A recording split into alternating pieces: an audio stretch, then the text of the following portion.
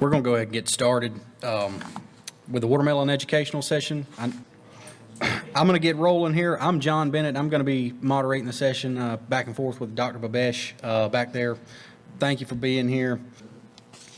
So with that, we're going to get going on our first speaker session, which is going to be myself and Mr. Bob Hockmuth here. Bob is with the University of Florida, and he is going to start a talk that he and I are going to kind of share and give you guys some updates on some paper mulch that he's been working on for a good little while, and I've been working on for a year, and we'll be working on it into 2025 as well. So thank you. We're going to go with Mr. Bob here. All right. Thank you, John. And actually, this project, John and I working together, originated at this conference last year in this session. So really just appreciate the opportunity to be back here again and give everybody an update on this paper mulch project. Specifically, the paper that we've been working with in our research program is one that is provided by Smurfit Westrock. And when we started the collaboration with them, it was just Westrock, but recently the European company Smurfit merged with Westrock, and now it goes under the name of Smurfit Westrock.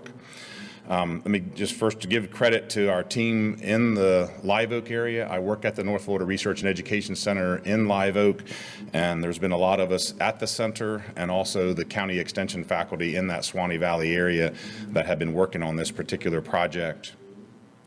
Just a little bit of history on the timeline. If you go back even before 2019, when we started working specifically with Westrock, I've been at this career for a number of years, and even if you went back 30 years ago or so, I've worked with a number of different paper companies as they have tried to develop a paper product that would be used in the manner that this is being done.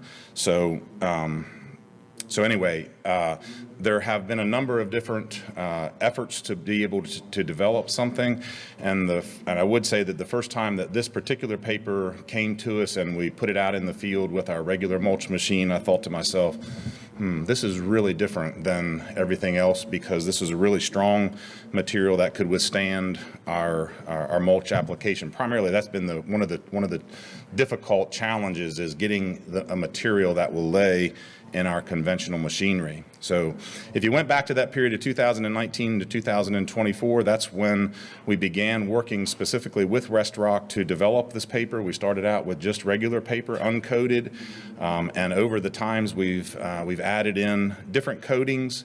Whether we put the coating up or down makes a difference.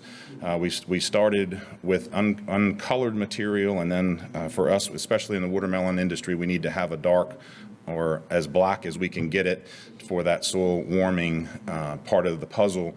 And we've sort of monitored the degradation process, focusing on the buried tuck, because that's where the degradation goes initially. Just a couple comments on the coating. The material that we're currently using is coated on one side. When we first had the material that came to us, all of us, Westrock and us, thought that coating needs to go up. And so we put the coating up, and the microbes ate the paper and left the coating, and so that did not work at all. So we just flipped it, and that's what we've been doing ever since. So the coating is on the downside that minimizes the microbial activity. In 2023, we were at a point where we wanted to at least start out with a little bit of small on-farm demonstrations. We worked with a small farm close to the research center. And then in 2024, and you're going to see a little bit more about this in a minute, we moved into a much larger on-farm demonstration phase of this particular project, mostly to be able to identify additional challenges that we maybe wouldn't discover when working with it at our small plots at the Research and Education Center. So just a couple highlights here. Given the time that we have full data on all this. But in 2023, we were working with both black and uncolored mulch, which is sort of this light color brown on it. This particular area, I think we were really fortunate, and we've got really nice nutgrass, nut sedge at our farm. Would win a blue ribbon, I'm sure. I'm sure there are a lot of you that are in the audience feel like your nut sedge would win the blue ribbon, but we do have plenty of nut sedge. So there was two things going on in this particular trial. One was the different color of the mulch. We know we got to have a darker mulch to get it moving, get the soil warming benefit early in the season. And then the other component that made a difference here that you're going to see in the next slide is the nut sedge pressure.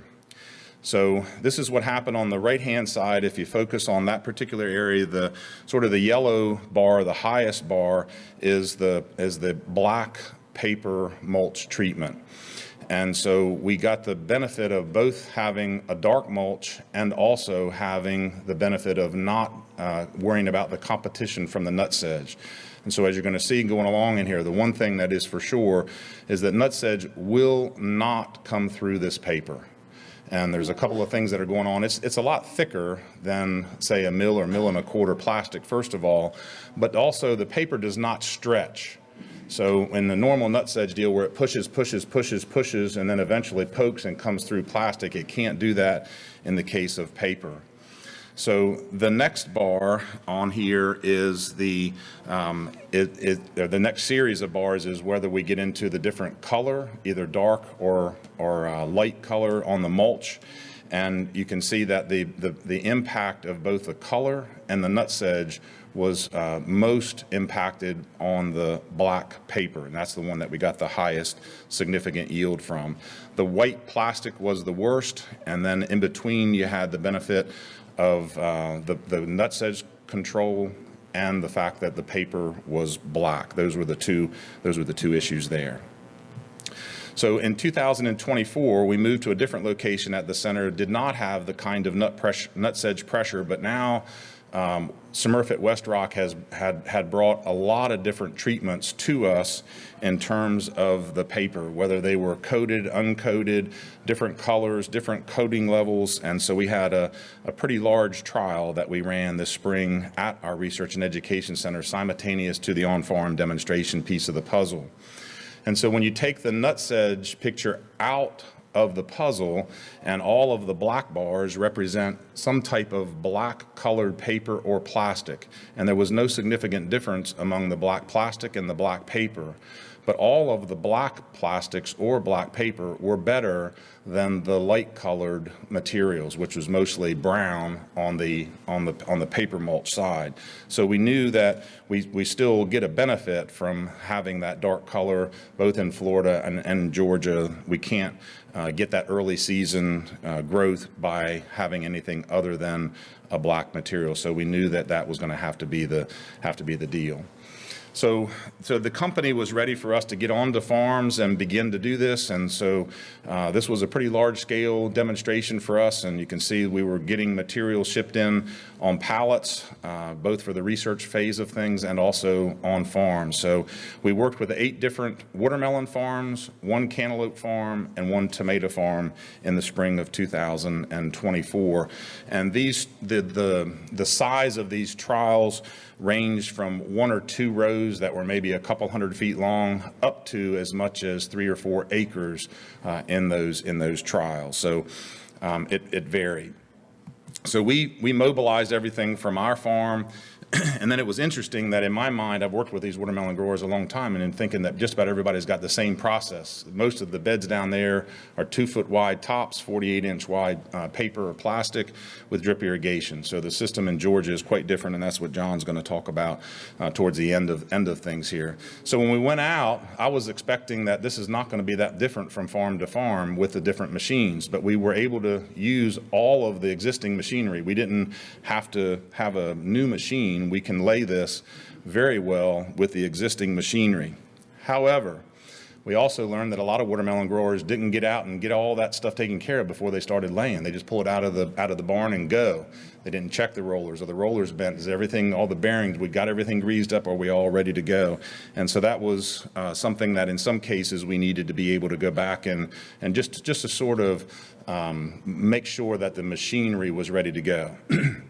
Because of the time, we don't have a lot to talk about here, but basically there's not much adjustment that needs to be done other than the tires that roll on the side of the bed, all right? So those tires, when we have plastic, we're gonna angle them in to pull it tight. Well, you can't pull the paper, and so those tires tend to be just straight. And so we're not trying to pull it tight like we do in the case of plastic. The very first trial that we went to is this slide on the left-hand side where it was a 3-row machine. I would have loved to have started with 1 row on a 1-row machine, but we didn't. We started with 4 acres on a 3-row machine. And we put the paper on the center row. The outside 2 rows were plastic. We straightened the wheels on the center row where the paper was and took off and never made another adjustment down and back and down and back.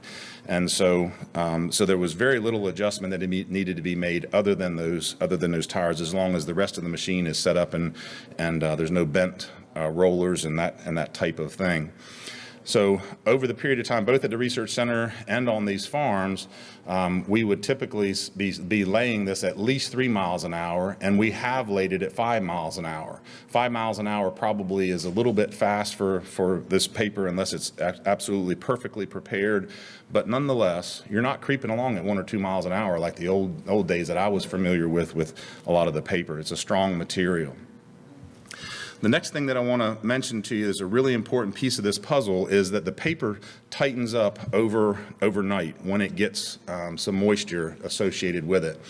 And so on this very first farm, a farmer that I've worked with for a number of years, I told him, I said, listen, it's got a little bit of a ripple to it here now, but tomorrow morning when you come back out, it's gonna be tightened down on the bed. And the farmer said, man, Bob, I don't know, man, you've never lied to me before, but I find that hard to believe. But he called me the next morning and said, you were right, it does. And so you get the fibers that sort of begin to stretch a little bit and tighten down on the bed on that very first night with the moisture and any dew or condensation that's associated with it. So it tightens down on that bed very quickly. So on farms where we had nutsedge pressure, this was an incredibly beneficial proposition on the demonstrations. That's the thing that's most obvious on the slides here. You see on the right-hand row, that's a little bit more gray rather than black. That's the paper, and it shows that the nutsedge just doesn't come through there. In fact, there's not as much as you would think that even comes through the hole, because I think the stuff that gets trapped on the side of the paper hole actually gets trapped there. It doesn't have the ability to move as much as we see with plastic. So nutsedge is the bona fide data point that is really beneficial when using this particular paper with the coating. The other things that we've begun to try to trace down a little bit would be soil moisture and soil temperature. And we have had observations and in some cases data collected where the moisture levels seem to be held in check a little bit better under the paper. And it kind of makes sense in that we've got a better insulator there. We may not get as much evaporation out of the bed as we would in the case of plastic, although that one, I'm going to say, we have seen some situations, but not consistent across all instances where the mulch or the moisture in the soil has been higher under paper, but there is situations where that has occurred. The one that's even more important to us is, and this one is more bona fide, there is a temperature difference under paper where the paper on a cold night, if it's going to be 32 degrees, under the paper, the soil temperature at 2 and 4 inches is maintained at a higher level, a degree or 2 or 3, versus what would happen in plastic. And this is the insulator effect where the plastic soil gives up the heat more quickly than under the paper. It also gets hotter. And that's what's these lines on the right-hand side. The reddish or orangish line is the temperature extremes on the plastic, and the blue line is the paper. So you see under the paper that the temperature does not fluctuate as much. It doesn't get as hot during the day, and it doesn't get as cold overnight in the case of the paper. After the season was done and we went out and interviewed and met with growers just to chat about things, and so I've kind of put together a little bit of this in our Florida situation, sort of the summary. And nutsedge control, we know that is a bona fide benefit. We also have the benefit, just like we do with biodegradable plastics, where we don't have the cost removal. But here was the thing that sort of became more important to the growers. And this was the ability of paper to potentially open up land that they cannot currently use. And so there may be restrictions from a hay producer that has 1,000 acres of Bermuda grass hay there that we'd love to get into, but the owner of the land won't allow the farmer of watermelons to get in there if he's using plastic. Can we get into that same piece of ground if we're not using plastic but using paper?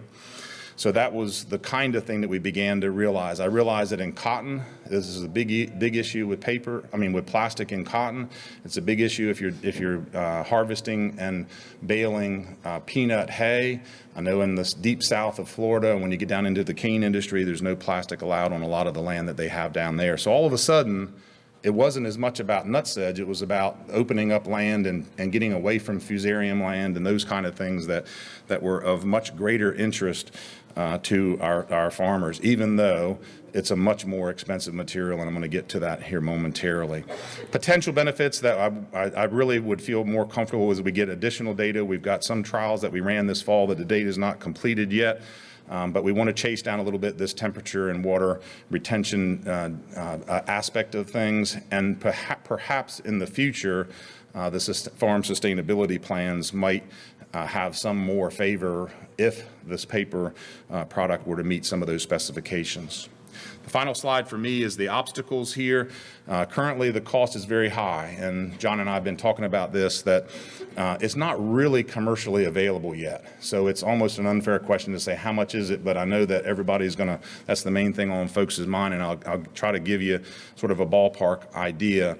But there is at least 130 acres that are going to have this material on it this spring, and I think that they had enough manufactured for around 200 acres. So there's a very limited supply available. If you're really interested in this, come see John or I, and we can get you in contact with those individuals.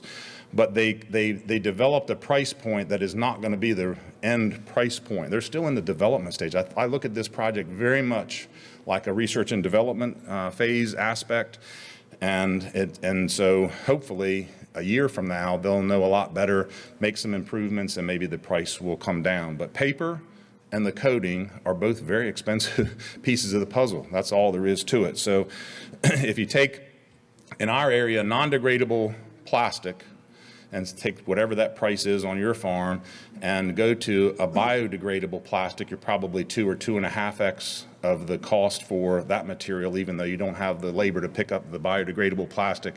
And I'm just going to say that the paper is going to be another increment above that. All right, so depending on the crop and the number of linear bed feet that you have, it's fair to say that the cost right now is much higher even than degradable plastic. However, it's a little bit unfair. The company has told the developers that we've been working with on the research phase, got to start getting some money coming back. So let's try to get some of this sold, even if it's on a sort of a development stage. There's definitely tweaking. Every time we go to a farm, we learn something new. It's not new to anybody. This is really a good way for us to be able to do that. It's still in the development stage, especially for the coatings. The material right now that we're using is developed over on the West Coast near Seattle, shipped over, and then the coating is put on and then made available. So in terms of the real other problems that we have, the weight of the rolls, the rolls only have 1,250 feet on them, and they're heavy rolls. So it's a whole different deal than putting 4,000 or 5,000 foot rolls on a plastic machine and rolling. So those are two major issues. I think there's going to probably take some reconfiguration of the machinery if we're going to deal with that heavy a roll. We can't increase the size very much because it just gets too heavy to deal with by hand. And then making sure that we've got the machine properly set up to be able to lay the paper. But nonetheless, I've been, like I said in the beginning of the talk, I've been at a lot of these different things. This one has been a very, very interesting project, although it's not quite, at that point where we're ready to have it take over the industry yet. So as I mentioned at this meeting, we had an opportunity, John and I got to go know each other. We got to know each other at the Georgia Watermelon Association meeting and have had an opportunity to work together. So I went up to Cordele area with John, spent some time up there. I'm going to let John talk about what was learned there on the Georgia side of things. Yeah.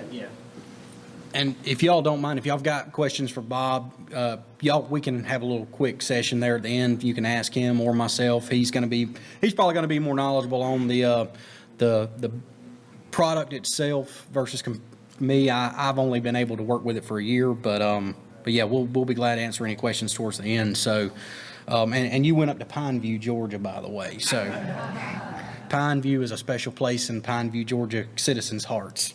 So, thank you. I work in Wilcox County. I'm the county agent up there, and I have been there for about 5 years now.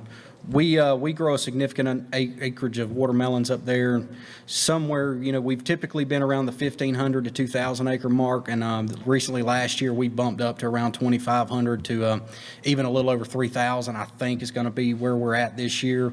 We've got some guys coming in from other counties due to rotational stress in their fields, and anyways, we've got some pretty good dirt. Our producers take care of it fairly well. So. One thing that's unique about Georgia, if you compare it to Florida, is the majority of our acreage is grown on overhead irrigation because we rotate watermelons into row crop fields every 5 to 7 years. We don't grow as many vegetable crops up there as, say, you do in Tift County, Colquitt County.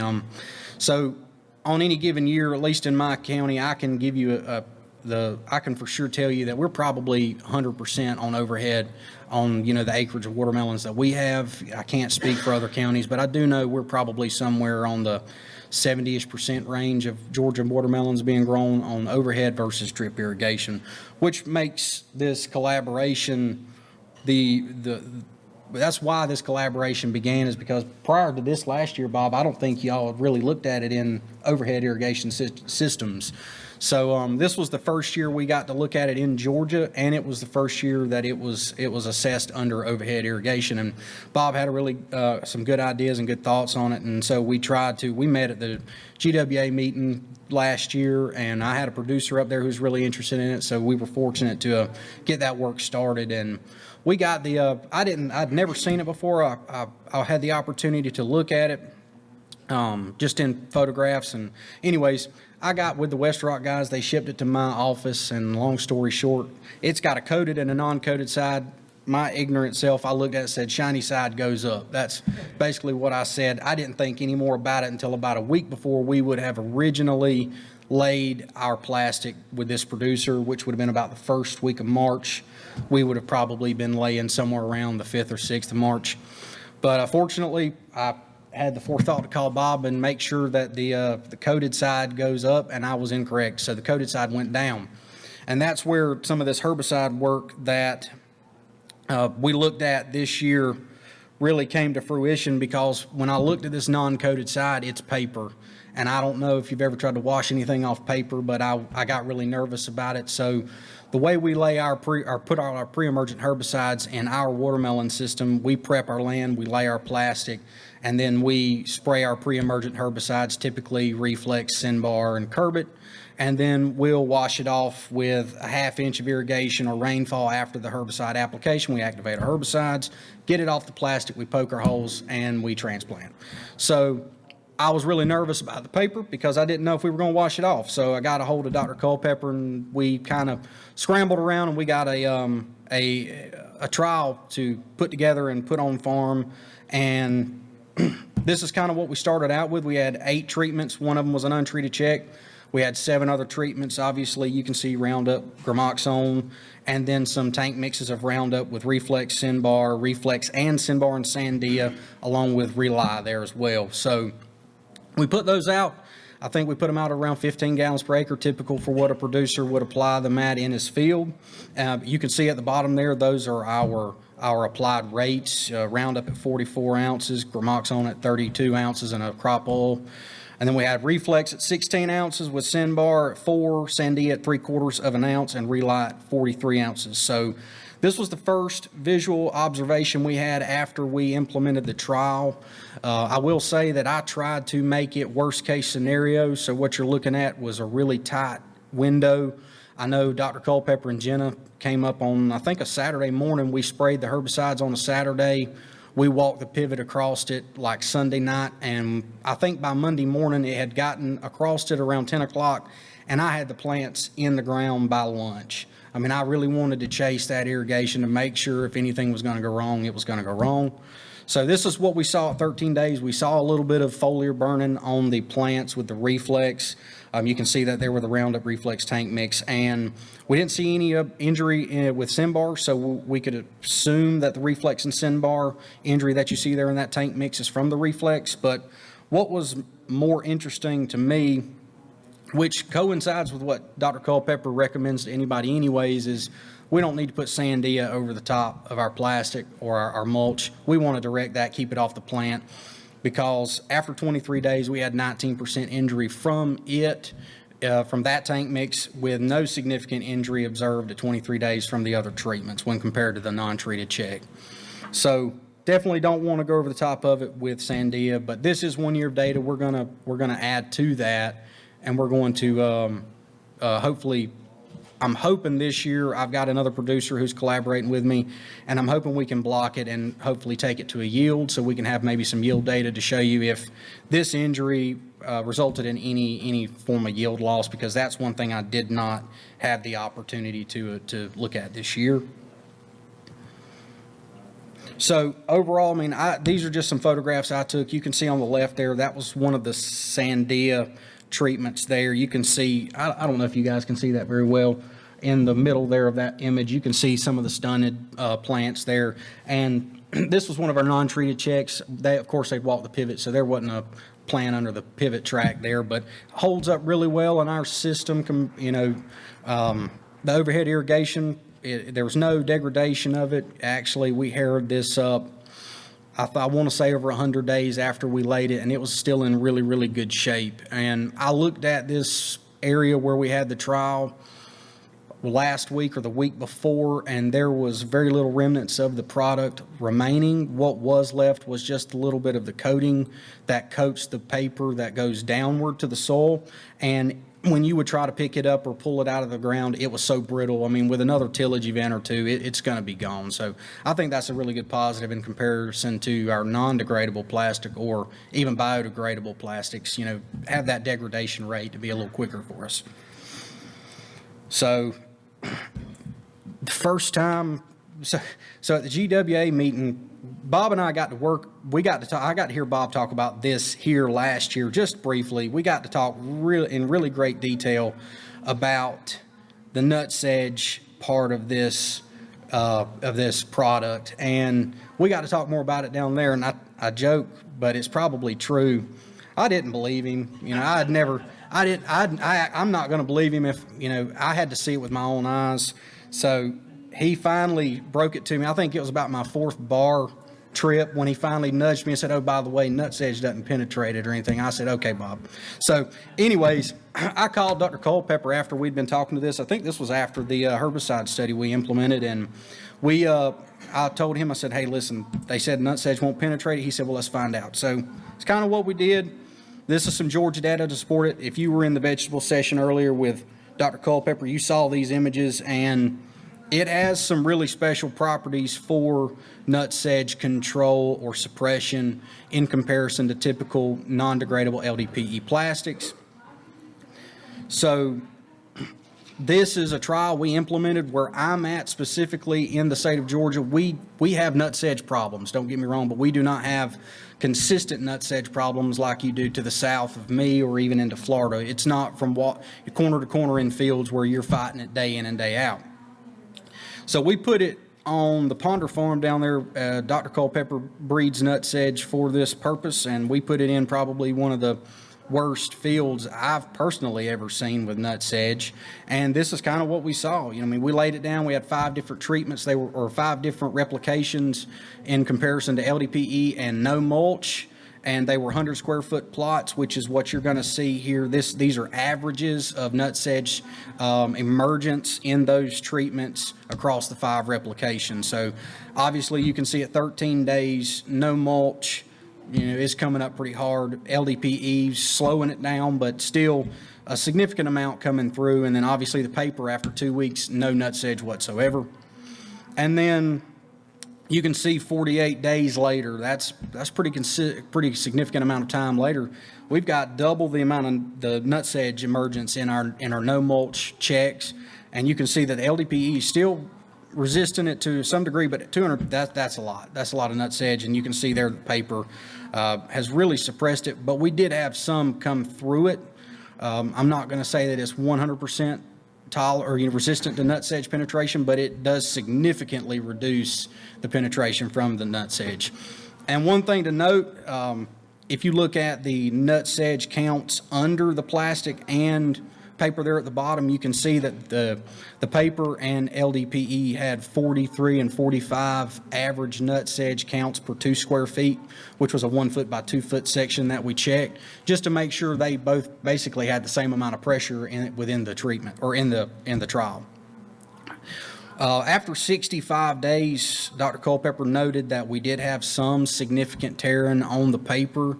I can't say that that's probably not from a conglomeration of things. You know, it had no crop on it. This was just laid down. And after 65 days, I feel like you would expect some tearing to begin with paper. So overall, I think it's a really good product, and I think, of course, we have no formal recommendations. We don't even have an idea of when it would be commercially available to you guys, but it definitely could be a potential tool for us in the very near future if it's where we can use it within our systems. So for 2025, my intentions are to continue my work in the herbicide study if we can do that. I really want to try to get some yield data off of those to make sure that there is no significant reduction in yield associated with those injuries we've seen. Nonetheless, don't spray Sandy over the top of your watermelons regardless of what kind of mulch you're using. Direct that if you can. We're going to continue to look at the nut sedge suppression, and Ted McAvoy, our vegetable specialist, has put in a grant for funding to assess this same product on some other crops this year as well.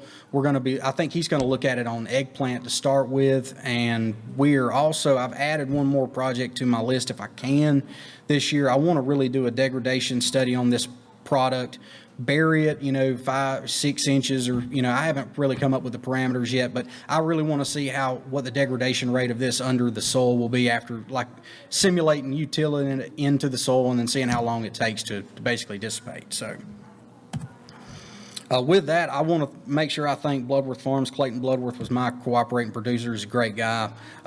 Bill Starr, he's the agent in Dooley County. He helped me plant my plants for me so I could get them in as quickly as I could.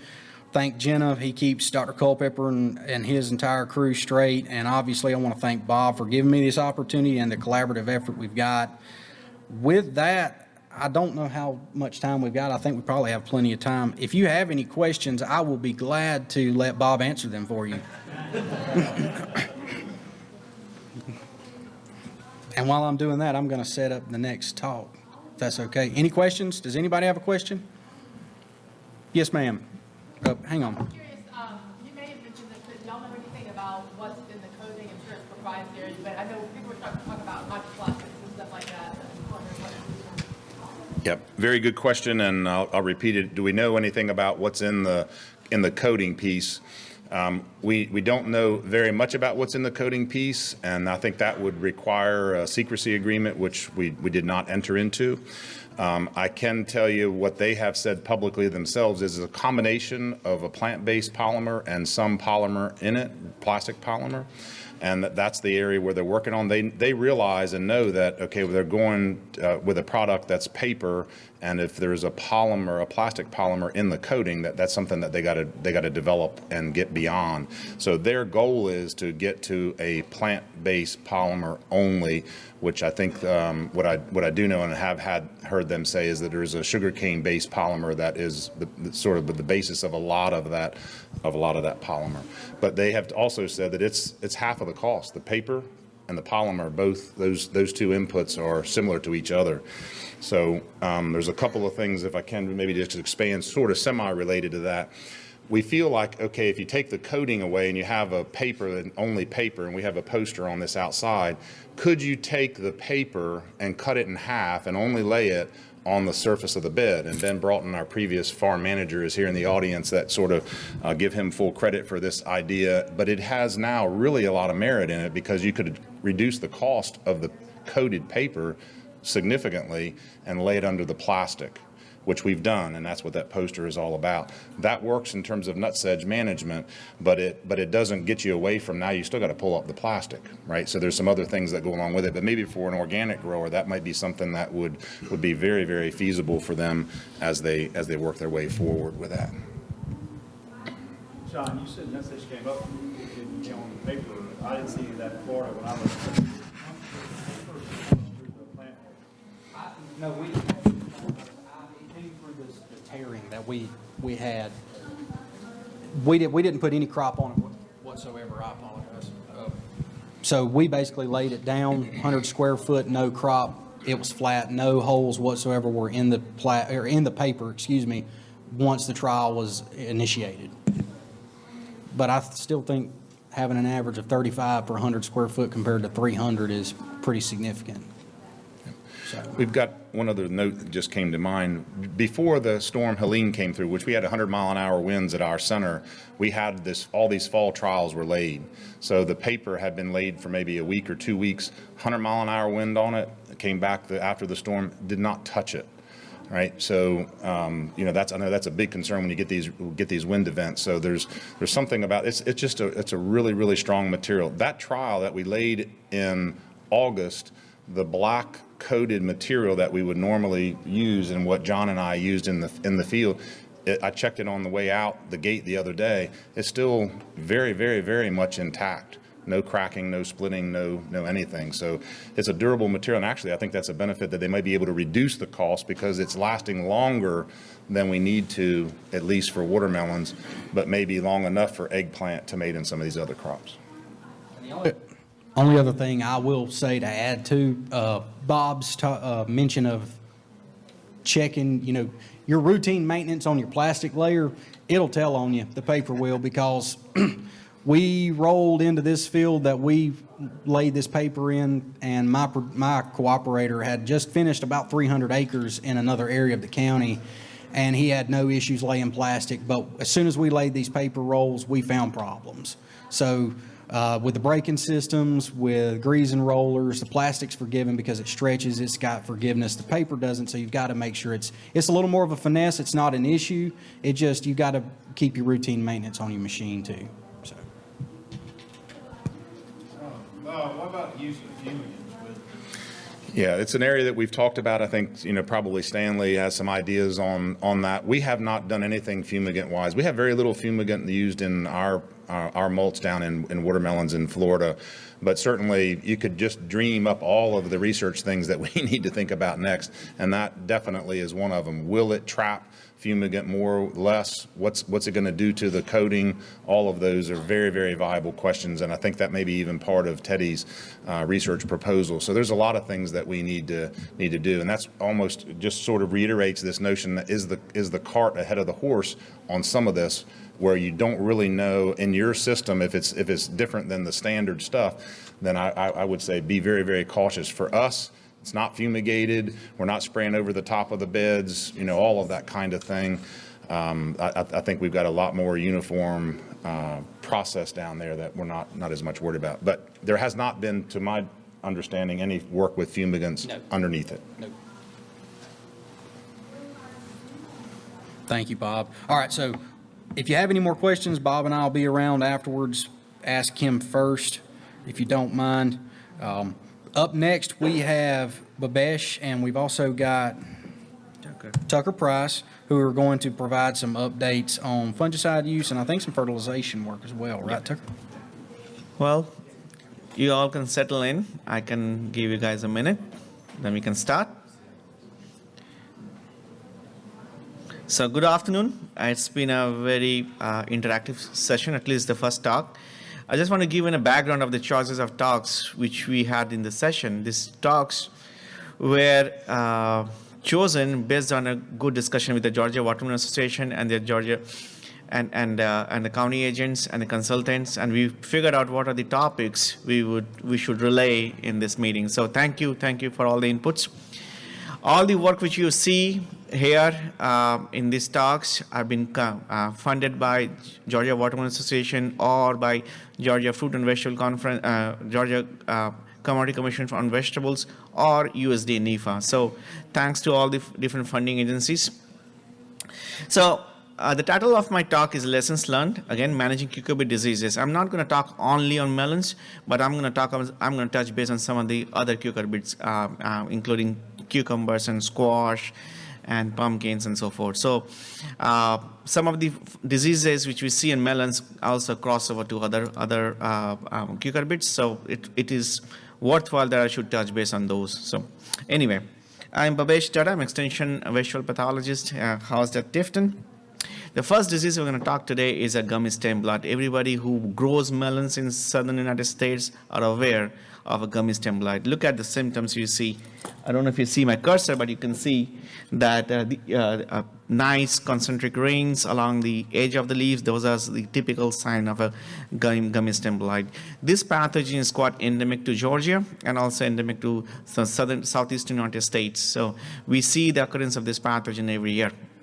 So when we looked at the fungicide efficacy trials, this is the efficacy trial data from 2023. All the premixes which we use are labeled on gummy stem blight is also it has been working. For example, you can look at Luna Flex, Luna Experience, Inspire Super, Approvia Top, Minivis Prime. All these products that did a very good job in controlling gummy stem blight.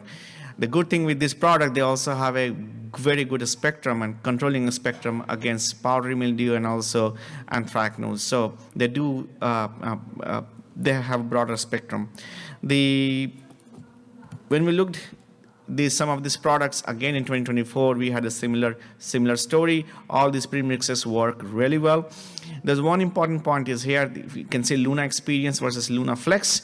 Luna Experience is the one which has been traditionally our growers been using to control gummy, and Luna Flex is a newer product, new premix from Bayer, and it seems it has the same level of efficacy.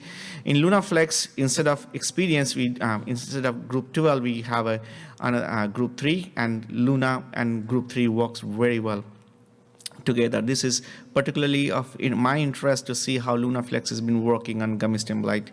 We are also seeing the Approvia Top, Inspire Super, and Minivis Prime. They're doing great, and they have, because of their broad spectrum activity, they are quite preferred by our cucurbit growers. This is the ranking of the gummy stem blight fungicide across 4 or 5 years. What we've been seeing, the Minivis Prime, Luna products, Proline and Inspired Super, they are top tier products in gummy stem blight. The one thing you can see, first 4 out of the 4 products, all 3 products are premixed except Proline. Proline is a single product. So overuse of Proline can also makes me a little nervous because we do not want any resistance issue with Proline. Followed by chlorothalonil, Bravo. Bravo is a material that works decent against a bunch of different fungal diseases, and that's why we recommend Bravo to be used with the stronger products as a rotation partner. If you move downward, you can see Approvia Top. Approvia Top has a moderate level of efficacy.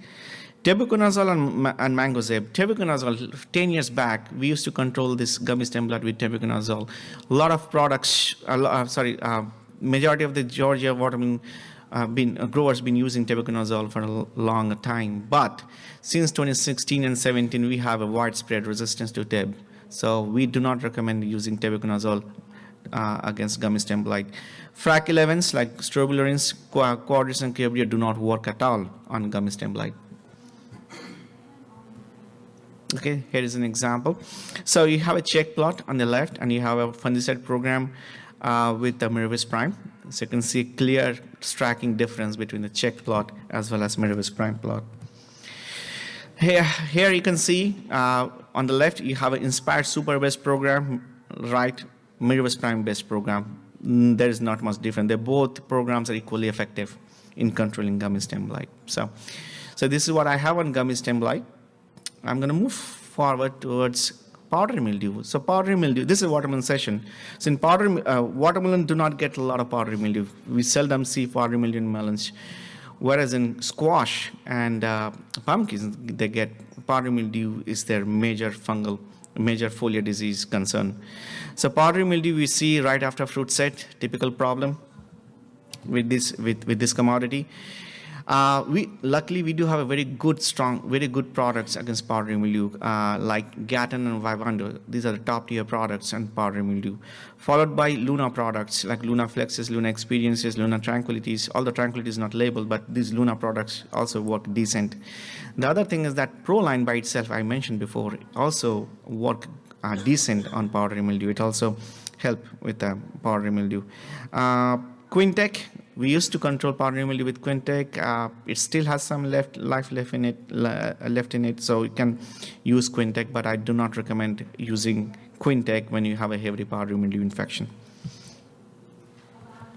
Okay, in 2024, we repeated the trial, but we had some experimental products. None of the experimental products worked. Vivando, again, top tier product against powdery mildew. Quintec and Torino did decent, but again, these products are fizzing out slowly. So based on 4 or 5 years of trials, these are the ranking of different fungicides against powdery mildew. Vivando and Gatton, as I mentioned, is the top tier product, followed by Luna products. Proline is doing good. Miravis Prima, Provia Top, they also do a moderate job in controlling powdery mildew. Quintec and Torino, they are again fizzing out slowly, so they have moderate to less efficacy against powdery mildew. So moving forward, downy mildew. So before we talk about downy mildew fungicides, there's one thing which I'm going to talk about, its biology. So downy mildew is caused by a pathogen. It's called Pseudoparnospora cubensis. It's a mouthful, okay? But this particular pathogen has different pathotypes, different types. So based on the genetics, people have found that downy mildew that cause disease, downy mildew on watermelon, is different from downy mildew in cucumber. Although they are same species, but they're different pathotypes. For example, look at the green branches over there. Those are the downy mildews that cause disease on squash and melons. Whereas the one in the red is a downy mildew in cucumber. They are genetically quite different. Now, we also found that their response or their sensitivity to different fungicides are a little different. For example, the downy mildew in watermelon will respond to Presidio, whereas downy mildew in cucumber will not. So based on these, I'm just showing you the ranking of this fungicide based on 4 or 5 years of trial. And here, the only difference between downy mildew of a cucumber versus watermelon is their sensitivity to Presidio. So downy mildew in Presidio would work in melon downy mildew, whereas it will not work on cucumber downy mildew. But with respect to ranking of these fungicides, Orondi's premixes work decent against downy mildews, irrespective which downy mildew it is. Illumine also does a decent job, followed by Ranman and Prevucor Flex. Bravo is, although it shows less effective, but it has some level of efficacy against downy mildew if you use it by itself. But we always recommend use of Bravo as a tank mix or a rotation partner with the stronger fungicides. Phosphites, I also think the phosphite do have a place in the fungicide program with respect to the downy mildew control, and we recommend using phosphite as a rotation and tank mix partners. But again, tank mixing phosphite with some of the stronger products need to be evaluated further, because sometimes when you mix tank mix phosphites with some of the stronger products, you may see some phyto. So that's why what I would suggest, you can spray a small quarter of your plots and see if there's any phyto or not, if there is any risk of tank mixing phosphate with the stronger fungicide. If you don't, you are more than welcome to use it. Okay, this is an example of a downy plots. So Revus used to be a good product 10 years back, and downy, controlling cucumber downy mildew, it's not working at all. You can see Revus plots, it's quite decimated. But look at Orondis and Ranman and Illumin, they're doing good. Even Presidio did okay job in cucumber downy mildew. But again, I reiterate, Presidio work okay, decent in watermelon downy mildew than in cucumber downy mildew. This is side-by-side comparison of Revus versus Illumin plots. Illumin look decent compared to Revus. So this is all I had on downy mildews. So moving forward, I'm going to give an update on our anthracnose. The anthracnose, cucurbit anthracnose has been a huge issue for the last 3 or 4 years, particularly on cucumber than on melons. So this issue is not a Georgia-specific issue; it's an issue throughout the East Coast. So USDA NIFA has funded us for close to $5 million grant to work on this problem for next 4 or 5 years. So I'm going to give you some of the updates on what we have learned about managing this particular issue. So this is the symptom of cucumber anthracnose. You will see a small short hulling on the foliage. The pathogen can also be transmitted or can be spread onto fruits, and you will see the fruit symptoms. The thing with the fruit symptom is that if you harvest those fruits and you keep those healthy, symptomatic fruits in a bin with a healthy looking fruits, it can contaminate the entire bin of a healthy fruits. So similar to Phytophthora capsicum and so forth. So it has a bad post-harvest phase. In watermelon, it also causes foliar symptoms. If you look at the foliar symptoms in watermelon, sometimes it is little indistinguishable with gummy initial symptoms or down initial symptoms. So I will show you some of the other slides of how to differentiate them. And again, it also can cause rot on watermelon fruits. So this is how anthracnose look on watermelon. So you can see angular symptoms. Sometimes those lesions gonna cross over the veins and so forth. But this is downy. If you put these two pictures side by side, you will not able to differentiate with your naked eye. You need a microscope to look at the pathogen propagule. But there's one important difference between downy mildew in watermelon versus anthracnose in watermelon. Look at this lesion on the stem. Downy mildew do not cause stem lesion, whereas anthracnose will cause stem lesions. That's the major difference. If a consultant or a grower or an agent want to differentiate downy from anthracnose, this is the telltale sign that can differentiate downy from anthracnose. Moreover, look at these two different foliage. One is infected with downy, one is infected with anthracnose. You'll not be able to differentiate them, okay, with the naked eye. And both will cause lesion on stem. But gummy lesion will have a gummy exudate, okay, whereas anthracnose lesion would be much drier. So again, we have a UG extension and we have diagnostic clinics that and the group of extension agents, they are very helpful in diagnosing these issues. Okay, through this grant, what we asked several questions, and one of the questions which we asked, why we are seeing this emergence of this problem, why now? So there are two questions. Are we dealing with a new pathogen, or are we dealing with a resistance issue, or are we dealing with a new pathogen complex? So to start with, the pathogen, traditionally the down anthracnose is caused by Colototricum orbiculaire. This is a traditional pathogen. This pathogen was discovered 100 years ago. So we wanted to see, are we dealing with a new pathogen? So we did a survey of commercial fields since 2021 to 2024. We collected close to 450 isolates from commercial fields, both in melons and cucumber.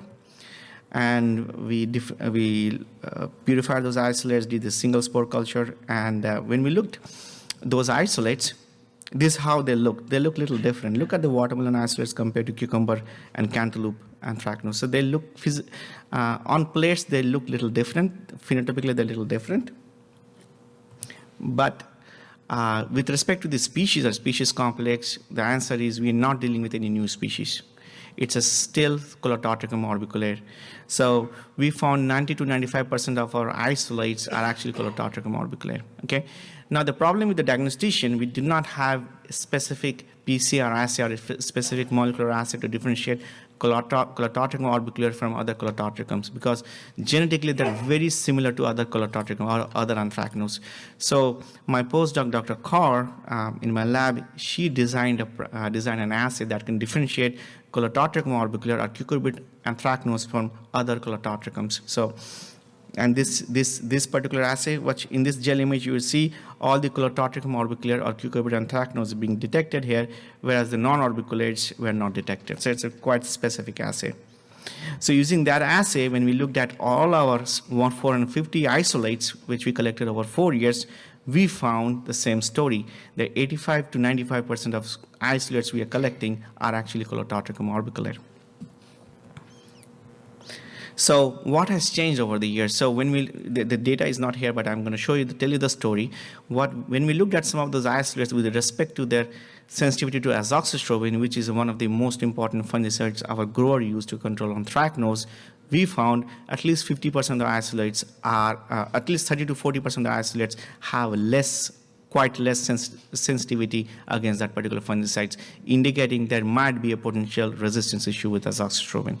So that might be one of the reasons we are seeing the emergence of this particular issue on watermelon as well as in cucumber. Well, let's talk about the fungicides. So we did a trial in 2023, and based on the trial, these are the ranking of the fungicides. Again, Proline and Topsin are top hitters in cucumber and anthracnose. Luna Experience, Mirabis Prime, Proviatab, all the gummy products did a decent job in controlling anthracnose. The things that did not work, look at Quadris. Quadris is the row before the non-treated check. It did not work at all. So Quadris was as good as water in cucumber anthracnose. Okay. Whereas, okay, now when we looked at this is a 2024 trial on cucumber anthracnose, we had the same story. Switch, Mirabis Prime, CBI, and Proline, they're all premixes of group 3s and 11, group 3s and 7s and 12s. They did a decent job. Tebuconazole by itself also has an efficacy. If you spray tebuconazole on cucumber, which is rare, people don't use it, but it has it reduces foliar disease severity as well as fruit rot incidence. The things that did not work is Manzate. Manzate did not have any efficacy on anthracnose. But look at Cabrio. So when we looked at the sensitivity assay, we saw that majority of the isolates do not respond to azoxystrobin, whereas Cabrio, which is pyraclostrobin, most of the isolates respond to pyraclostrobin. But with respect to Cabrio, foliar disease severity was reduced. That's a good thing, but it did not have any influence, did not have any effect on reducing the fruit rot. So Cabrio can help with the reduction of foliar disease severity, but will not help with the fruit rot. That's why if you want to use Cabrio, I would use Cabrio along with some of the stronger products in rotation to reduce the transmission from the foliage to the fruits. Let's look at some of the pictures. In the middle, you have a non-treated check, battered by anthracnose. On the left, you have Proline, and on the right, you have Topsin. They look decent. Now, this cucumber anthracnose story will change when we look at the watermelon anthracnose. Although these are caused by the same species, but look at the sensitivity. In watermelon anthracnose, Quadris, the one which I showed, Quadris is still working. Okay, Quadris is still working on watermelon anthracnose. The reason being, in cucumber, we do not spray all the fungicide that we spray on watermelon for gummy stem blight. And as I mentioned before, the fungicides or premixed fungicide that we spray to control gummy stem blight on watermelon does a very good job in controlling anthracnose. So in cucumber, we rely on onion Quadris. We do not spray our gummy fungicide, but in melons, we spray a lot of these. As a result, in cucumber, there's a lot of undue selection pressure to a pathogen to mutate against Quadris, whereas there's a less pressure for the pathogen to mutate in watermelon because there are other stronger fungicides is helping the plant against anthracnose. But again, most of the premixes which I mentioned, like Lunas and Mirabis Prime, Provias, they are working great. We're working decent. Proline and Topsin, again, did a very good job in controlling this pathogen. In 2024, Manzate did not work at all, and everything else did a good job. Okay, this is my non-treated check plots, battered. This picture was taken a day before Hurricane Helene. So I was just able to take 2 ratings on these plots. So I wish I could have more ratings, but Hurricane Helene took my plots away. On the left, you have a Proline, on the right, you have the Manzates. Again, Manzate and non-treated, Manzate is not working at all, but Proline, you can see a decent efficacy. This is all I have on anthracnose. Moving along to Phytophthora. I could have shown you all the fungicide fungicide programs on Phytophthora and so forth, okay? But the things, I'm going to give you a small story. Whatever spray you do for downy will also have an efficacy on Phytophthora. So if you spray Presidio, Orandis Ultra, Illumine, and the Bravo, and so forth, that will also have a decent efficacy against watermelon Phytophthora. The only thing is that fungicide program for Phytophthora is initiated right after fruit set, because the infection of Phytophthora we see on fruits rather than on foliage. But there's very rare we have seen Phytophthora taking the entire vine out. So the question which we get, okay, we have a Phytophthora in our field, and grower wants to pick around those Phytophthora spots. What is the risk of those melons to be shipped? So for developing Phytophthora. So we did a trial where we picked healthy-looking melons from healthy-looking melons from Phytophthora infected fields, and those melons were brought back to the shed. They were graded down, and after first grading, we kept them for storage for 48 hours. Okay, and after 48 hours, we regraded them, and this is what we found. So grading after harvest, right after grading, right after picking your melons, healthy-looking melons from Phytophthora infected field, we did not see any symptoms at all. Even if they're macroscopic symptoms, our naked eye could not differentiate them. But when we held those melons, healthy-looking melons, for 48 hours, okay, look, 60% of those healthy-looking melons showed up symptoms. So think about the situation. If you would have shipped the melons right after grading, first grading, what would have happened? All your melons would have come up with the symptoms during transit, and there would be a big loss. So what we recommend, that there's a benefit, there's an advantage of holding the melons for 48 hours if you harvest those melons from Phytophthora infected field. If you doubt these melons may have Phytophthora, just want to be sure that these melons are clean. I would wait for 48 hours and see. Again, this is not a foolproof. This is a disclaimer. It's not a foolproof thing, but at least it will help you to assess the risk of developing Phytophthora in these asymptomatic fruits.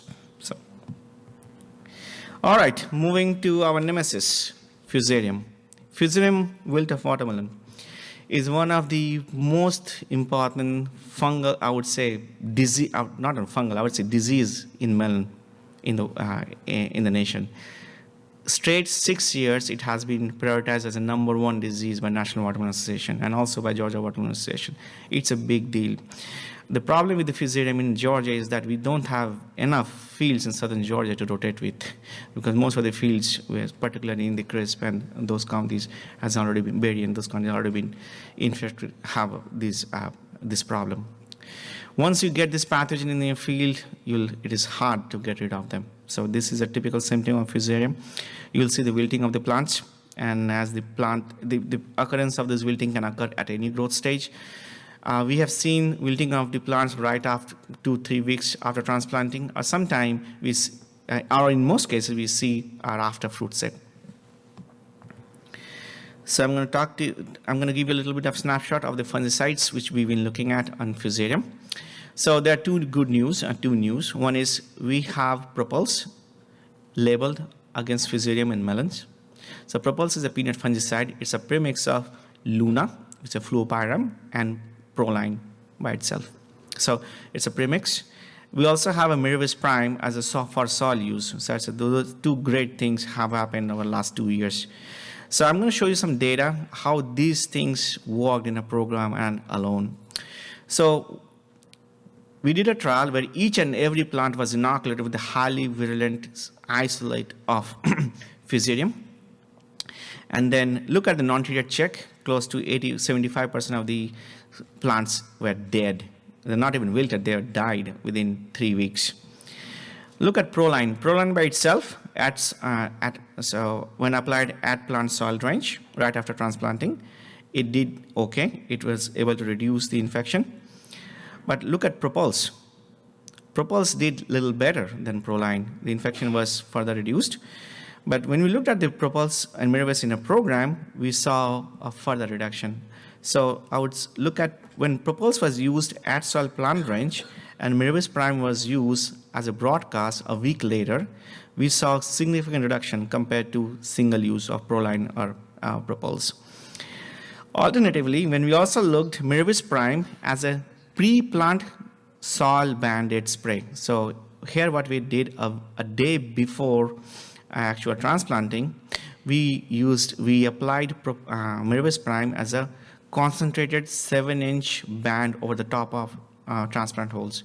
And then a day later, we transplanted our melons. And then right after transplanting, we applied Propulse as a soil drench. And look at that treatment, that program. It significantly reduced the Fusarium wilt incidence compared to all the other treatments. So what we are recommending, 2 programs and how we can use Propulse and Miravis Prime. In program 1, if you want to use Miravis Prime as a pre-plant soil drench, go ahead and do it.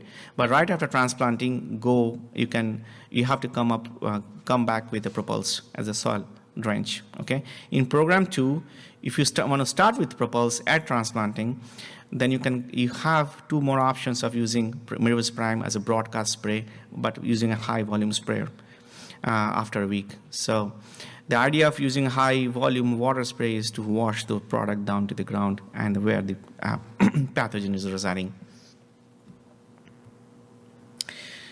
So what are the ways we can control Fusarium? So last 5 years, we've been, not only me as a consortium of county agents from Southwest District, we've been working on the efficacy of grafted watermelon against Fusarium wilt.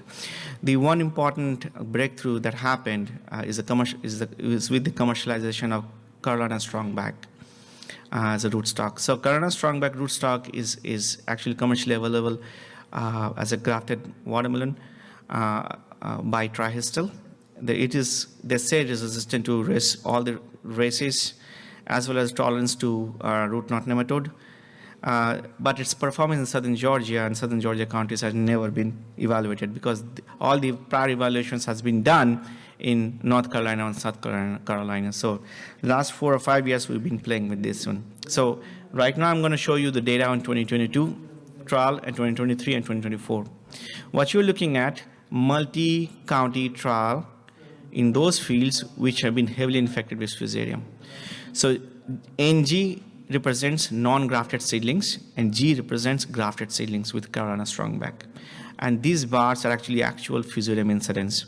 In Berrien County, we have close to 15% incidence with non-grafted, but look at the grafted, we did not see a single plant infected with Fusarium. In Crisp County, we have close to 50% incidence with the non-grafted, whereas less than 5% incidence in the grafted.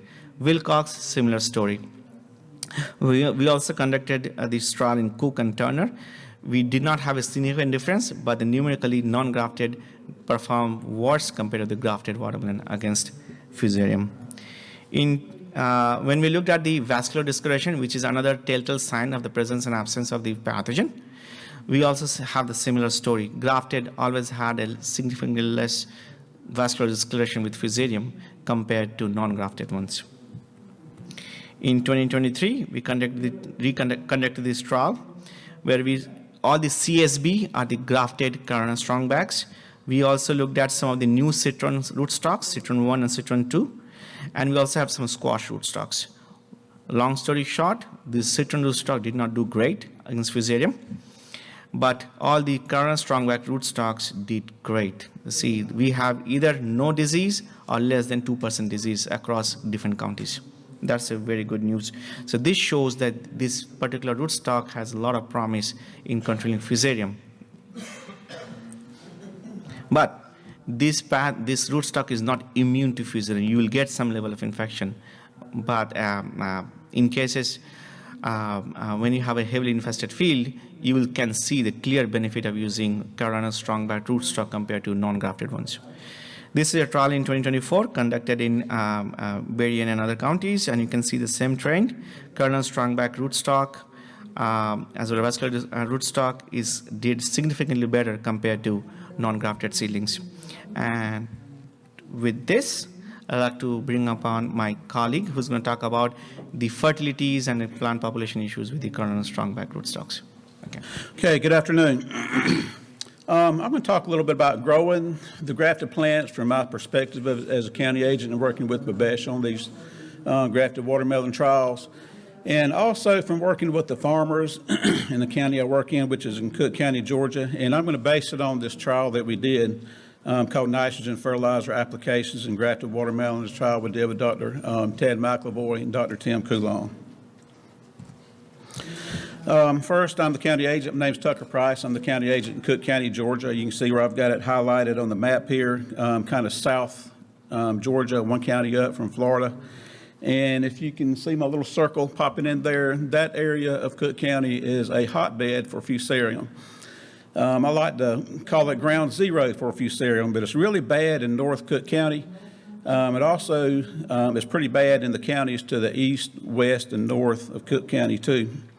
In Cook County, we grow about 800 acres of watermelons each year, up to 1,000 sometimes.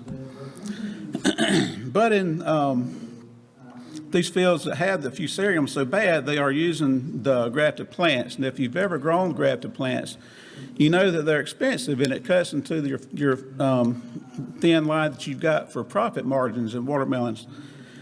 These grafted plants would typically have a more vigorous vine growth and will produce a little bit later than non-grafted plants. And for this reason, we're starting to kind of reevaluate the nitrogen rates and when we put the nitrogen out. And I know some of our growers have looked at spacing. John, I think y'all have looked at spacing too, hadn't you? But that's some of the things we're looking at to make growing grafted plants a little bit more practical. So we entered into this trial with the objective to determine the most effective timing and rates of nitrogen fertilizer applications to grafted watermelon seedlings. This is the protocol that we used. We had 4 different treatments, 3 of those treatments plus a check, number 4 being the check. And in each treatment, we applied a total of 125 units of nitrogen, treatments 1, 2, and 3. We applied those in the pre-plant in side dress 1 and side dress 2. You can see the pre-plant levels that were used in treatments 1, 2, 3 were low. Long story short, that was a miscalibration. So we made up for it in side dress 1, side dress 2. And looking at treatment number 1, you can see we had the higher rate of nitrogen applied on the side dress 2. And in treatment number 2, we put almost equal amounts of the nitrogen out in the side dress 1 and side dress 2. And treatment number 3, we put the large majority of the nitrogen out closer to the planting date. So we put the nitrogen out earlier in treatment number 3. And of course, there's no nitrogen applied at all in treatment number 4, as that was the check. Methods and materials, for the sake of time, I'm not going to go over all these, but I do want to point out the variety was the Carolina Strongback grafted onto a Cracker Jack, and the pollinator was a Carolina Strongback grafted onto a SP7. It was overhead irrigation. The plot size was, each plot was 6 foot wide by 30 foot long. We had 10 foot in row buffers and 18 feet in between row buffers. They were really spread out. We let these vines stretch out, and when they did, when we picked them, there was no doubt, what watermelon come from what plot. Plant spacing was 3 feet. We had 3 pollinators per plot, and we had 10 seedless plants per plot. Had 6 different harvest dates. The trial design was randomized complete block design, and each treatment was replicated 3 times. Okay, we pulled soil samples before the first treatment was applied, and we also pulled soil samples out of each treatment after the last harvest. And a lot of numbers to look at here, but the main gist of this is the statement here that the soil samples showed no nutrient levels were in the low range, which indicates that there was nothing lacking during growth, which could potentially limit or impact the growth outside the nitrogen treatments. I'm always asked, what kind of visual difference did you see in the vine growth? And we did see some visual differences. If the picture on the left, that's treatment number 3, and at the point where that picture was taken, we had just completed side dress number 1, so treatment number 3 had more nitrogen out than any other treatment. And the picture on the right is number 4, that's the checks, no nitrogen, so that's kind of the 2 extremes there. So yes, we did see a visual difference in the vine growth. And if you look in the background of treatment number 3, you can see some other vines, and you could see some difference in vine growth according to how much nitrogen was put out at that point. We pulled tissue analysis on each treatment and averaged them, and those results are in the box at the top. And treatments 1, 2, 3, and 4. And when these tissue analyses were pulled, we had applied, this is about 2-3 weeks after side dress 1. So at that point, we had 43, 68, and 87 pounds in treatments 1, 2, and 3. And you can see the tissue analysis in the box directly correlated with how much nitrogen we put out. So the plants were taking up the nitrogen in each of the treatments like we had hoped. So how did they do? This is small plot stuff. I did not convert to the acre. So if you've ever done watermelon work in small plot trials, you know you can get some really great yields. So for that reason, I did not do this. But if you look at the total weight comparison at the end of the year, you can see the treatment number 3 had a significantly greater yield than the other treatments at 481 pounds, followed by the treatment 2, then 1, and the check had the lowest yield at 179. But when you're dealing with watermelons, you want to know what kind of, how they do as far as watermelon size. What did the counts look like? So in this trial, we used the 30, 36, 45, and 60 counts, with 30 counts being the bigger watermelons and the 60 counts being the smaller watermelons. And we want to pay attention to the 36 and 45 counts, the 13.6 through 21.4 pounds watermelons, because that's traditionally your more marketable watermelons that you can make your most profit on. So looking at the 36 counts, again, the treatment number 3, and this chart here is looking at number of melons, not weights, but number of melons. But treatment number 3 did have significantly more watermelons in the 36 count compared to the other treatments. And again, the check had the lowest watermelons. All right, and the 45 count is the same thing. Even though this difference was not statistically different, treatment number 3 still had 12.7 melons compared to treatment number 1, which had 10.3. And again, the check had the lowest rate of watermelons. 30 count, the big watermelons. There were not that many big watermelons in this trial, as you can see. Treatment number 2 had an average of 2 of the big ones, followed by treatment number 3, and the check had less than 1 of the big watermelons. The smaller watermelons, there were not that many of those either, but you would expect whenever you withhold nitrogen or cut the rates of nitrogen of watermelons, you would see a larger number of smaller watermelons. And in the check where we had no nitrogen, yes, that did have more of the smaller watermelons per plot compared to the others, which treatments 1, 2, and 3 were all equal at 3 when you averaged it out. So in conclusion, there's a lot of data in this trial. If you ever want to contact me and go over it, there's a lot more stuff I could present. Just for sake of time, I think I had 10 minutes. That's what I'm cutting it down to. But conclusions we made, nitrogen applications did not have a significant effect on harvest dates in this trial. So whenever you withhold nitrogen from watermelons, you would traditionally expect to get smaller watermelons, and you would also, in theory, expect to get them sooner than if you put nitrogen out too. Again, we did see the smaller melons, but we did not see the earlier harvest with the plots where we withheld the nitrogen. Treatment number 3, which I just showed, the overall highest yield in the 36 and 45 counts, while treatment number 4, the check, was the lowest yield compared to the other treatments in the trial. This is only 1 year's data. Talking to my watermelon growers, they've got a lot of questions about growing these grafted plants and how can we do it to make it more practical, where we won't cut into our profit margins. But this is 1 year's data. Nobody's going to base any recommendations off this. We hope to do this several years to come, in addition to some other things that we can do. And also, this is a small plot trial. Best case scenario is if we could take a whole field and do this. But it's hard to get a farmer to say, all right, here's your field, have at it. That's just not going to happen. So put the statement in here that small plot trials have potential to not be an accurate representation as an entire field test. However, this particular trial here, and these results are an indication of relative differences between treatments. So we did get some good data out of this trial.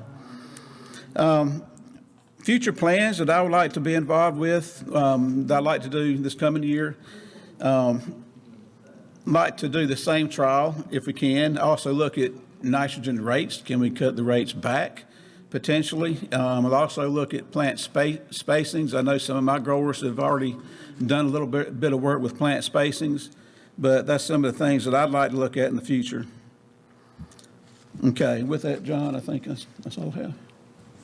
Thank you, sir. Does anybody have any questions for Tucker or Dr. Babesh before we move on to Dr. Coulon for our final talk? Any questions?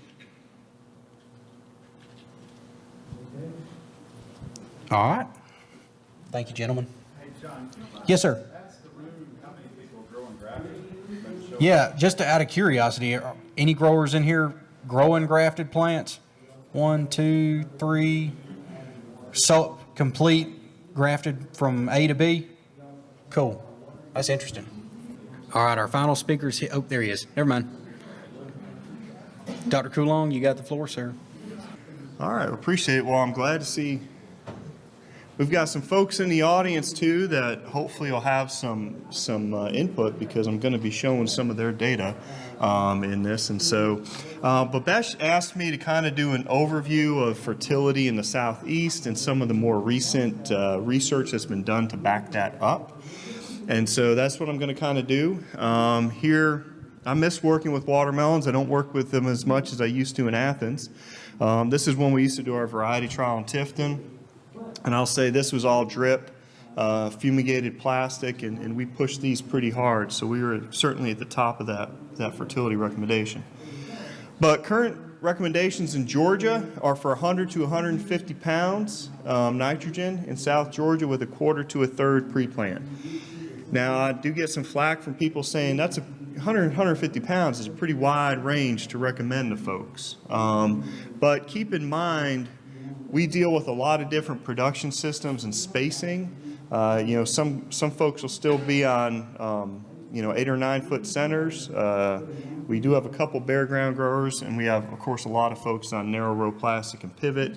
And so we kind of run the gamut with that. But with that said, most folks, I think, especially if you're not on a really wide row or closer to that 150 mark. Florida is currently 150. Has that changed at all, Bob? Or? Still correct. Yep, Florida's 150, and the Southeast Regional Handbook for watermelons give overhead irrigated 100 to 150 and plastic culture drip 125 to 150. And Gilbert, I couldn't find one for Clemson. It's the 150 to 160 across the board for European code. Across the board. So we're all kind of in the same range. Now, one of the things, we do use a lot of narrow row plastic and pivot. Usually a slight raised bed or flat.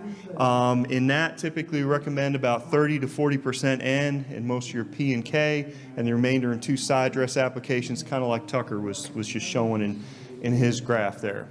One of the interesting things I have not done yet, and I'd like to do this, would be to look at how efficient that nitrogen is that we're side dressing or broadcasting. How efficiently does that get to those plants? This is going back 100 years, kind of a seminal paper where Weaver and Bruner dug up roots, and they found lateral roots moving out to 5 feet.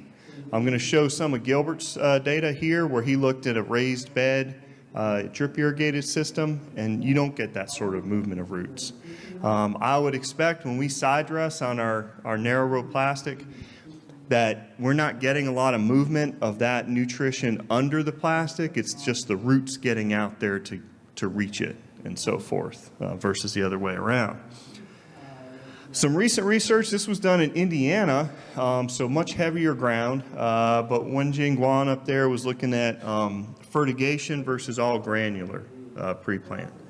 And so an all granular pre-plant, we normally wouldn't recommend. But they actually didn't see any yield differences between the two, which kind of surprised me. I know, Bob, you showed some data over at the onion farm a year or two ago where you saw in Florida on those sandy soils, pretty much you were blowing most of that pre-plant fertility out. And so I would expect to see similar in South Georgia. One thing she did see was that fertigation was a little bit better in terms of aerial yield.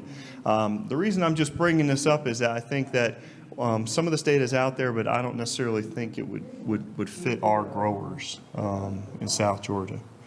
Now, big bed plastic and drip, if you're going to use fumigated plastic and you're going to use it for one crop, more than one crop, I would certainly recommend, you're going to put out more than what we recommend because you're trying to build the P and K levels for those second crops and third crops. So I understand that our recommendations aren't really meant for that. Many farms are on 5-foot centers that are going to invest in the big bed plastic, and most of these folks are going to be much closer to 170 pounds of bin, if not more. And I understand that if you go from a 9-foot center down to a 5-foot center here, and your plant population is increased significantly, you're going to need a whole lot more nitrogen to push that. And if you're going to spend the money on that too. In terms of watermelon rooting, though, in the big bed system, and this is where I'm citing some of Gilbert's data, he did some wonderful work about a decade ago. I had done some work with pepper and tomato where we actually did cross sections of a bed and excavated roots to look at how far those roots moved out. Gilbert did something a little bit different where he took soil cores across the bed, 15 centimeters or about 6 inches from the drip line on either side of the bed, and then he took one between the bed. And he found that most of those roots were in the top 30 centimeters. It was about 3/4 of the roots. This is his data here with the different depths and the amount of root mass here, and you see most of it's in those top 30 centimeters. But when he took these cores from outside the bed, found very few roots. Would that be accurate, Gilbert? Yeah. And so I think if you're going to use a big bed type system, you're not really getting those roots out of there. I think with the narrow row plastic, we are getting that, but once you get to the big bed plastic, we just don't get very much root movement outside of that. And so you're going to be relying on fertigation quite a bit more. UGA has 2 fertigation schedules. Ted and Ty publishing a new one. We have an older one out there. Basically, they're very similar. The older one is this blue line here, and this talks about nitrogen pounds per day. And the red line is a little bit newer. The big difference between them, early on in growth in the newer program, they're not fertigating that first week after planting, and then later on, towards the end of the season, it drops off a little bit more. In the middle of the season, the other big difference is that in the older schedule, we were at 2 pounds a day, so 14 pounds a week or so, and the newer one, we're about 1.5 pounds a day, and so forth. In terms of season long, we're at 123 to 112.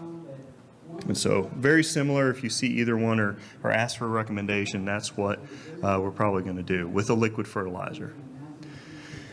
So I want to talk a little bit more about where do our recommendations kind of come from. And Florida has done a great job consolidating their research results online. And so I think, Bob, you had a little bit to do with some of this. Yeah. And so, but this is some data that they've shown online looking at where do we get these recommendations from. And so this axis here is relative yield. And so 100%, so that's your maximum yielding studies. Everything's compared to those high yielding studies. And this is nitrogen rate applied here. So 0, 50, 100, 150.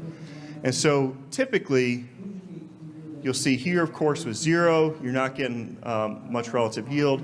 You'll see the number of studies, once you're 50, they start going up. By the time you get to about 120 to 150, you kind of level out. And so once you don't see any more increase in yield, that's generally where we say, all right, we're not seeing an increase in yield. Some of these go out to 250 pounds an acre. And so therefore, we're not going to make recommendations. Florida also then has a page where they talk about higher yielding varieties that yield higher than the state average in studies.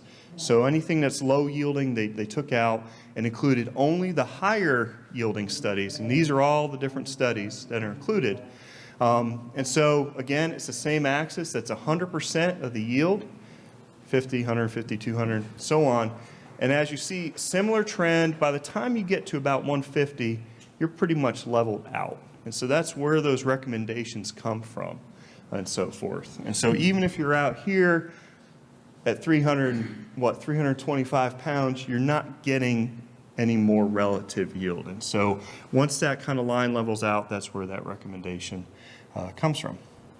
I also wanted, so if we have any folks that kind of have some doubts, this is a very data-heavy slide, but I've had growers say to me in the past, I like coming to Savannah because you guys show a lot of data.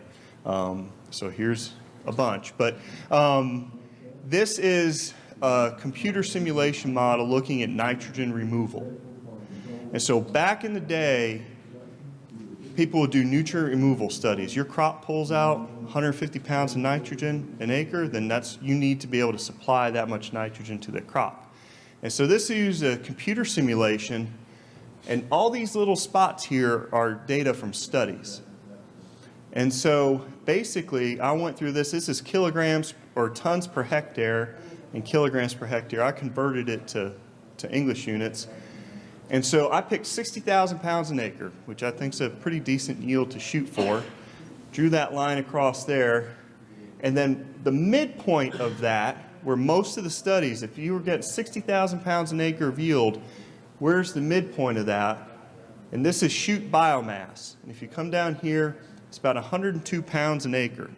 So on average, in those studies where people measured root and shoot biomass, they were pulling about 102 units of N out per acre. And if you go with the fruit, of course, the fruit you're taking off the farm, do the same thing. It's about 62 pounds per acre. So if you add those up, again, this is a model, but at 60,000 pounds, you're removing about 160 pounds of N based on this model. And so I think if we're in that 150, 160 range, Gilbert suggested in South Carolina, I think we're pretty close to fulfilling the needs. Now, that assumes that all the nitrogen you're putting out is getting to the plant. Of course, we know that's not the case, but there's also some residual nitrogen in some of these soils. And so I wanted to talk about, because Babesh had asked me to talk about that, that's why we get our recommendations, where they come from. The second part of this I want to follow up was potassium. And I did some work with Tucker a number of years ago down in Cook County. We looked at potassium, I think 3 years in a row in different trials, if not longer. K levels, of course, drop in the foliage once fruit gets set because that's supplying that fruit with sugars and nutrients and so forth. Basically, out of all the research we did, we showed that on fields with adequate K applied pre-plant, and in these cases it was 150 pounds an acre of K, 2.0. Additional side dresses had no impact on yield or quality, essentially, as long as we had initial adequate pre-plant K out there. And we did this repeatedly, didn't see much of a difference. Now, what about potassium source? And this is a question I still get almost every year. And big question is, how much potash can I put out and how much sulfate of potash can I put out? And so the reason for this is the salt index of muriate of potash with chloride is a lot higher. It's more than 2.5 times, it's about 2.5 times that of sulfate of potash. So you want to avoid salt injury, but sulfate of potash is a good bit more expensive than muriate of potash. So you don't want to, where can you save some money but yet avoid injury? And so for the longest time, we used some data from Belinsky Santos as a publication about 10 years ago in tomato, where they looked at comparing sulfate of potash and muriate of potash. And in that project, it was sub-irrigated. And basically, what this shows was that you didn't see much of a difference until you got up to about 400 pounds of actual potassium an acre. And at that point, you started seeing a negative effect of muriate of potash. And so this is sulfate of potash here, this is muriate of potash, and this is extra large fruit. You see they kind of taper off and so forth. And so the data I'm going to show was from a pepper trial, but all the data wouldn't matter if you're growing watermelons or pepper in terms of soil conductivity and salt level. And so that's why I'm showing it. And so watermelon is a little bit more salt tolerant than pepper. You have a threshold of about 2 to 2.5 millimoles per centimeter. So if you pull a soil sample and get an EC reading, it'll be either decisiemens or millimoles. Pepper, of course, is a little more sensitive. We did this trial in Tifton and Athens. Again, I'm more concerned about the potash in the soil EC than the crop in this particular instance. We did 50, 100, 200, 300, 400, 500 pounds of actual potassium an acre. So with sulfate of potash, if you're putting out 500 pounds of potassium an acre, that's 1,000 pounds an acre of sulfate of potash. That's a lot. It's more than I think anyone's going to do. And we put out 50 units of N pre-plant. And so this is just a shot of our plants in Athens, but we want to do it in 2 different soil types. 20-foot plots, all this stuff, but we did take soil samples at planting, so it's a couple days after we put out our fertility. We took them at planting and then a month later and did leaf tissue samples. So this is really the data that we're most interested in. And so the results, our pre-plant soil test, Athens has a heavier soil, but our pH, our calcium levels, of course, on those heavier soils are a little bit more, so is potassium. This is pre-plant before we put anything out there. So our conductivity in the soil is about 0.22, 0.10. Both those numbers are very low. Not really concerned about them. The main effects of potassium pre-plant. So this is the green line is potassium and the blue line is EC. So Athens, those heavier soils, we had a higher EC level with our potassium, and so our EC level here was about 1. We saw no difference between chloride and sulfate. This is actually going to be a little more interesting. So we didn't actually see a big difference between the 2 plots in terms of chloride or sulfate in terms of conductivity. And I know when I work with county agents, a lot of times we pull soil samples for conductivity. We think we have salt damage, and it's really hard to get good, reliable results because it can change so much. We took 5 samples per 20-foot plot. We were able to get some consistent data, but we didn't see a big difference between the 2. What we did see here, though, as you increased, of course, a soil EC increase. This is Tifton here, the sandy ground. We're always less than 1 unit, 1 millimole. In Athens, we did get above that threshold in terms of salt problems. And so even at these very, very, very high levels, and I wouldn't recommend someone use that much pre-plant, we were still below that threshold at planting. Now this is on drip. So we did use drip at planting. If you're on a center pivot with narrow row plastic, you're not moving as much water under that plastic. 1 month after planting, the Tifton levels were very, very low. About 0.25, so no problem on that sandy ground. We leached most of that.